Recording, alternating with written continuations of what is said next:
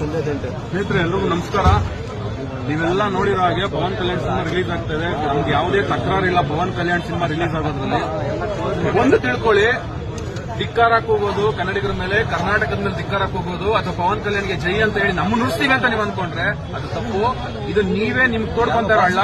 ನಾನು ಚಾಲೆಂಜ್ ಮಾಡಿ ಹೇಳ್ತೀವಿ, ಕನ್ನಡ ಪರ ಸಂಘಟನೆಯವರಾಗಿರ್ಬೋದು, ಕನ್ನಡದವರಾಗಿರ್ಬೋದು, ಒಬ್ಬೊಬ್ರು ನಾಯಿ ಹೊಡೆದಂಗೆ ಹೊಡೆದು ಓಡಿಸ್ತೀವಿ ಇಲ್ಲಿಂದ. ಇದು ಬರ್ದಿಟ್ಕೊಳ್ಳಿ ಪವನ್ ಕಲ್ಯಾಣ್ ಫ್ಯಾನ್ಸ್ಗೆ.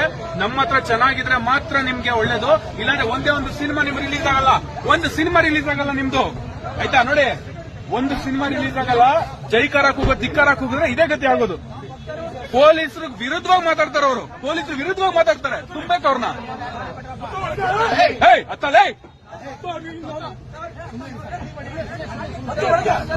ಧಿಕ್ಕಾರಕ್ಕೆ ಹೋಗ್ತೀನಲ್ಲ ಅಂತ ಒಳಗಡೆ ಧಿಕ್ಕಾರ ಹಾಕಿ ಸರ್ ಕೇಸಿ ನನ್ನ ಮಗನ ಮೇಲೆ.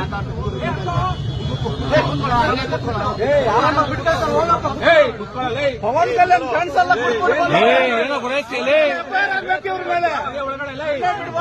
ಒಳಗಡೆ ಕುತ್ಕೊಳ್ಳಲೇ ಕುತ್ಕೊಳ್ಳೋ ಅಣ್ಣ. ಇವನೇ ಧಿಕ್ಕಾರಕ್ಕೆ ಹೋಗೋದು, ಇವನು ಇಡಿಯಟ್. ಇವನು ನನ್ನ ಮಗನೇ ನನ್ನ ಮಗನ